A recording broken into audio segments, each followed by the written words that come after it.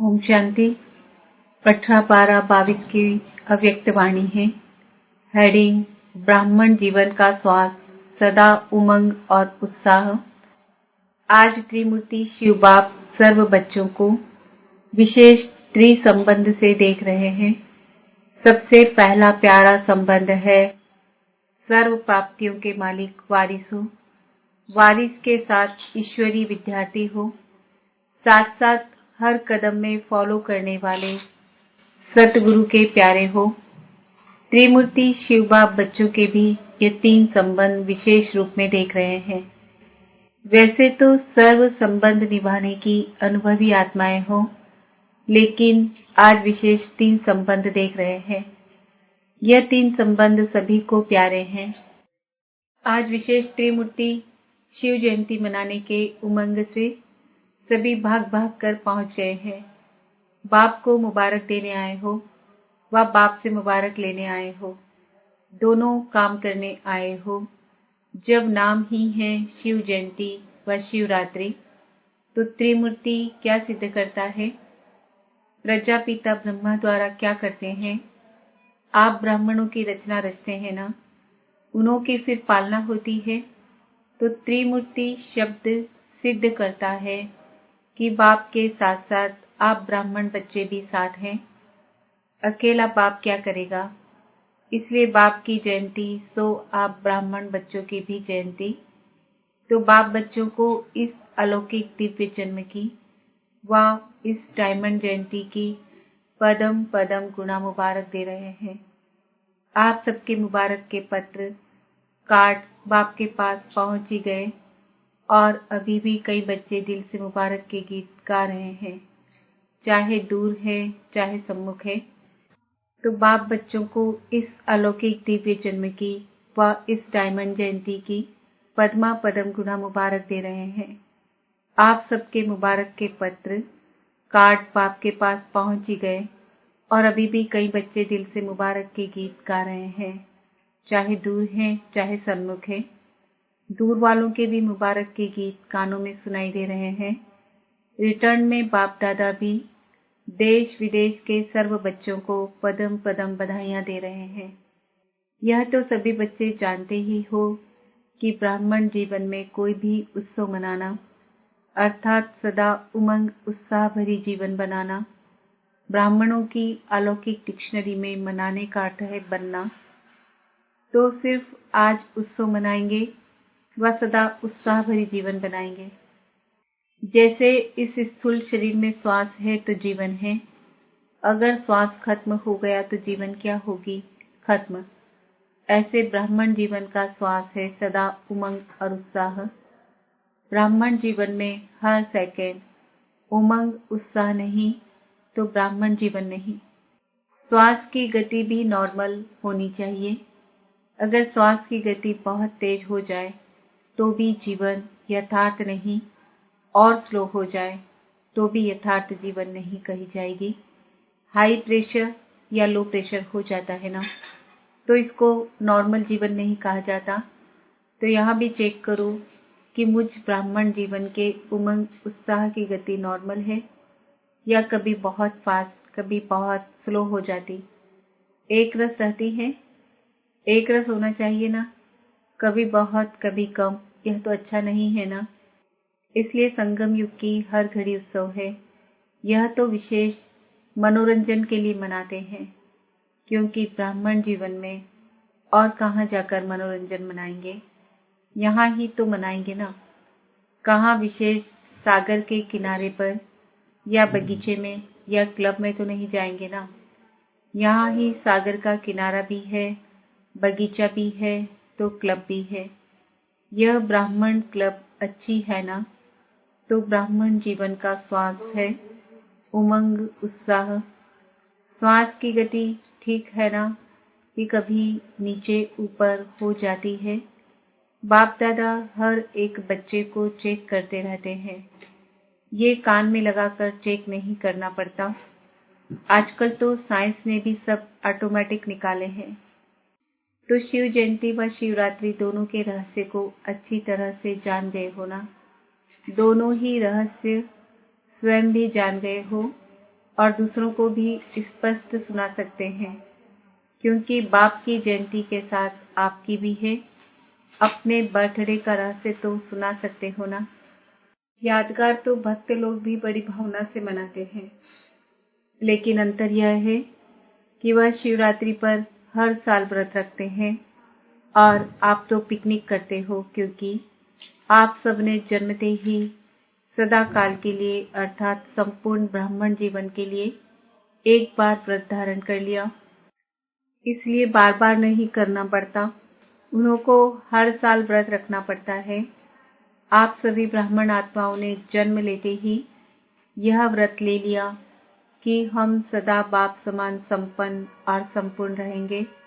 यह पक्का व्रत लिया है या थोड़ा कच्चा? जब आत्मा और परमात्मा का संबंध अविनाशी है तो व्रत भी अविनाशी है ना। दुनिया वाले सिर्फ खान पान का व्रत रखते हैं, इससे भी क्या सिद्ध होता है? आपने ब्राह्मण जीवन में सदा के लिए खान पान का भी व्रत लिया है ना, कि यह फ्री है, खाना पीना जो भी चाहे खा लो। पक्का व्रत है व कभी कभी थक जाओ तो व्रत तोड़ दो। कभी टाइम नहीं मिलता तो क्या बनाए, कुछ भी मंगाकर खा ले में थोड़ा थोड़ा ढीला करते हो। देखो, आपके भक्त व्रत रख रहे हैं, चाहे साल में एक बार भी रखते हैं, लेकिन मर्यादा को पालन तो कर रहे हैं ना। तो जब आपके भक्त व्रत में पक्के हैं तो आप कितने पक्के हो? पक्के हो? कभी कभी थोड़ा ढीला कर देते हो, चलो कल भोग लगा देंगे, आज नहीं लगाते। यह भी आप ब्राह्मण आत्माओं के जीवन के बेहद के व्रत के यादगार बने हुए हैं। विशेष इस दिन पवित्रता का भी व्रत रखते हैं। एक पवित्रता का व्रत रखते, दूसरा खान पान का व्रत रखते, तीसरा सारा दिन किसी को भी किसी प्रकार का दुख या धोखा नहीं देंगे, यह भी व्रत रखते हैं। लेकिन आपका इस ब्राह्मण जीवन का व्रत बेहद का है, उन्हों का एक दिन का है। पवित्रता का व्रत जो ब्राह्मण जन्म से ही धारण कर लिया है ना, सिर्फ ब्रह्मचर्य नहीं लेकिन पांचों ही विकारों पर विजय हो, उसको कहते हैं पवित्रता का व्रत। तो सोचो कि पवित्रता के व्रत में कहाँ तक सफल हुए हैं। जैसे ब्रह्मचर्य अर्थात काम महाशत्रु को जीतने के लिए विशेष अटेंशन में रहते हो, ऐसे ही और भी चार साथी जो काम महाशत्रु के हैं। छुट्टी है नहीं, लेकिन अपने आप को छुट्टी दे देते हो। देखा गया है कि क्रोध के बाल बच्चे जो हैं, उनको छुट्टी दे दी है। क्रोध महाभूत को तो भगाया है, लेकिन उसके जो बाल बच्चे हैं उनसे थोड़ी प्रीत अभी भी रखी है। जैसे छोटे बच्चे अच्छे लगते हैं ना, तो यह क्रोध के छोटे बच्चे कभी कभी प्यारे लगते हैं। व्रत अर्थात संपूर्ण पवित्रता का व्रत।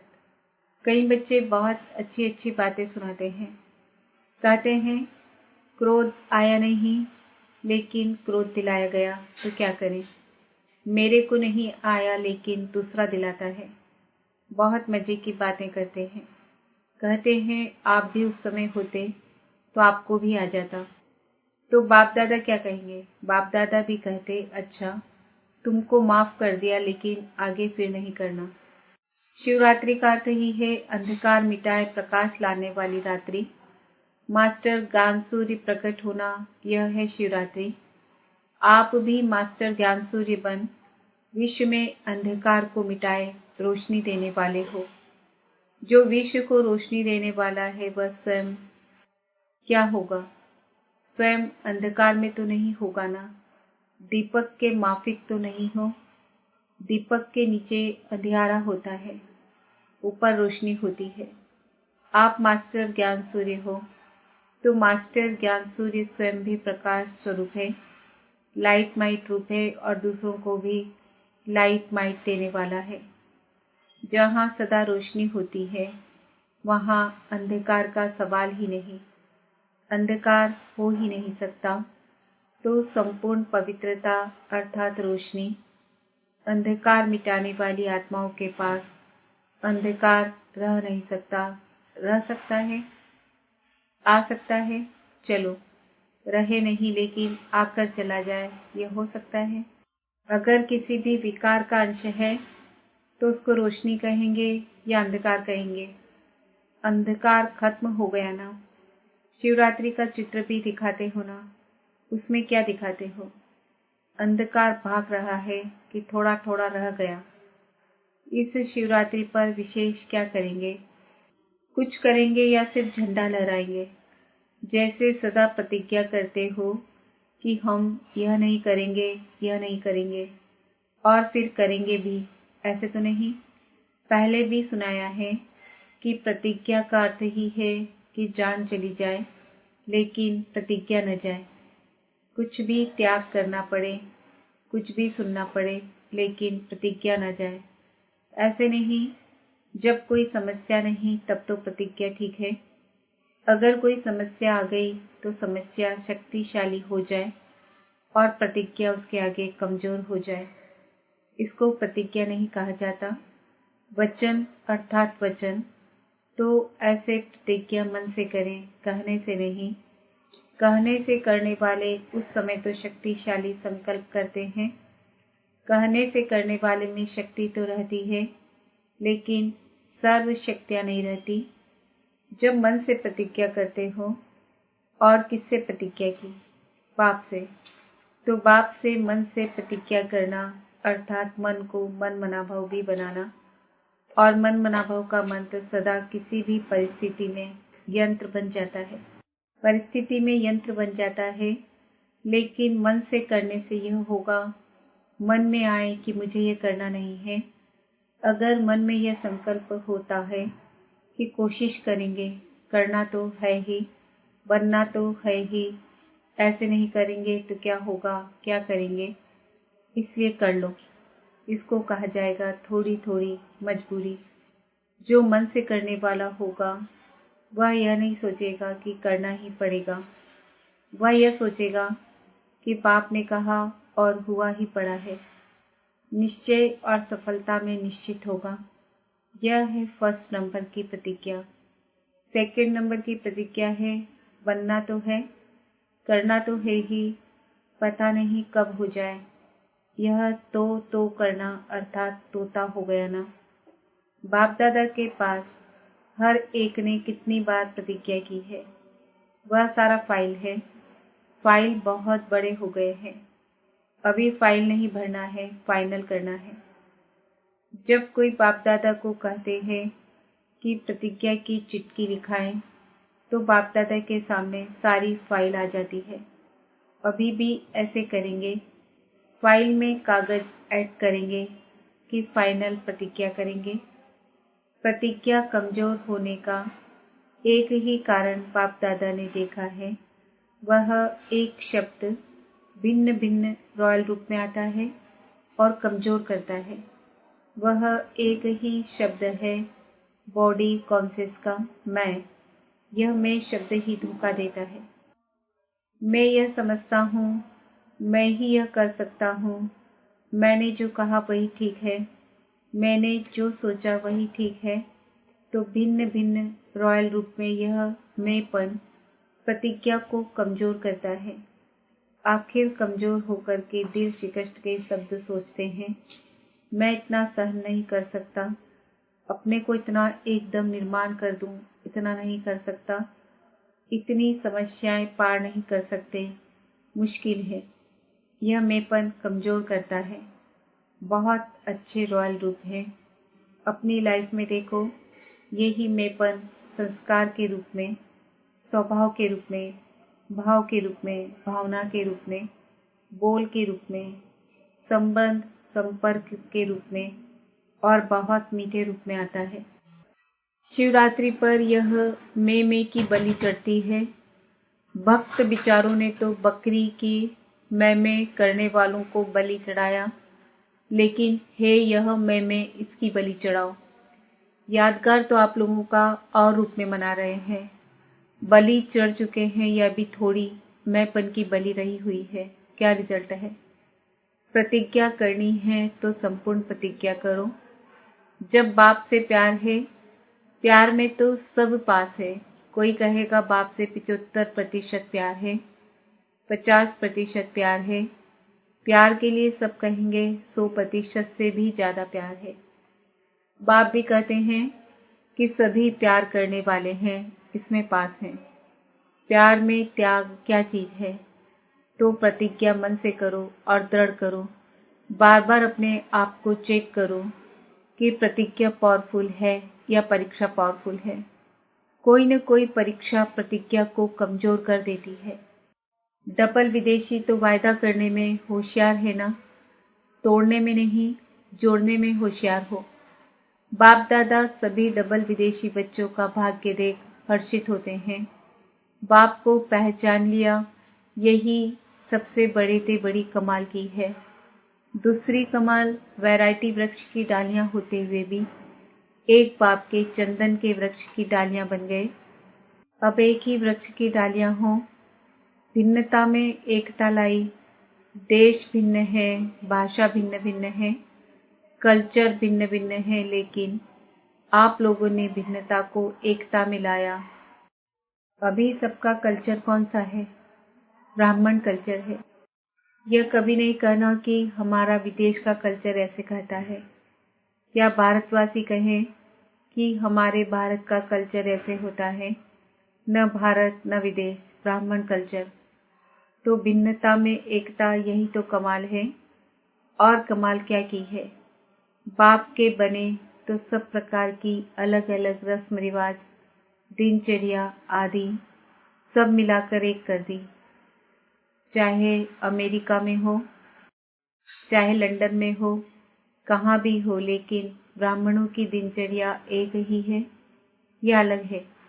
विदेश की दिनचर्या अलग हो, भारत की अलग हो नहीं, सबकी एक है। तो यह भिन्नता का त्याग, यह कमाल है। समझा? क्या क्या कमाल की है। जैसे आप बाप के लिए गाते हो ना कि बाप ने कमाल कर दी, बाप फिर गाते हैं बच्चों ने कमाल कर दी।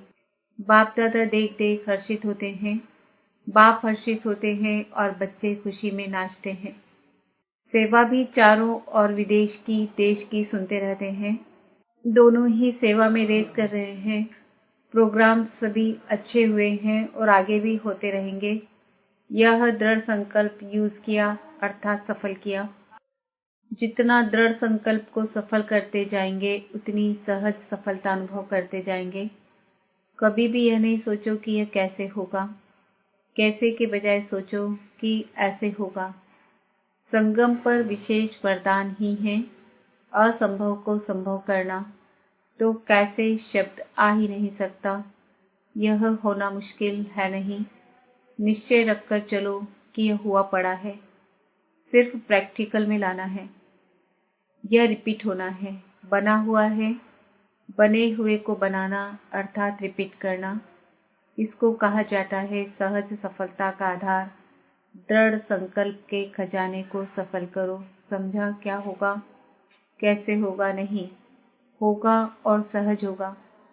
संकल्प की हलचल है तो वह सफलता को हलचल में ले आएगी। अच्छा, चारों ओर के सदा उत्सव मनाने वाले, सदा उमंग उत्साह से उड़ने वाले, सदा संपूर्ण प्रतिज्ञा के पात्र अधिकारी आत्माएं, सदा संभव को सहज संभव करने वाले, सदा हर प्रकार की परीक्षा को कमजोर कर प्रतिज्ञा को पावरफुल बनाने वाले, सदा बाप के प्यार के रिटर्न में कुछ भी त्याग करने की हिम्मत वाले।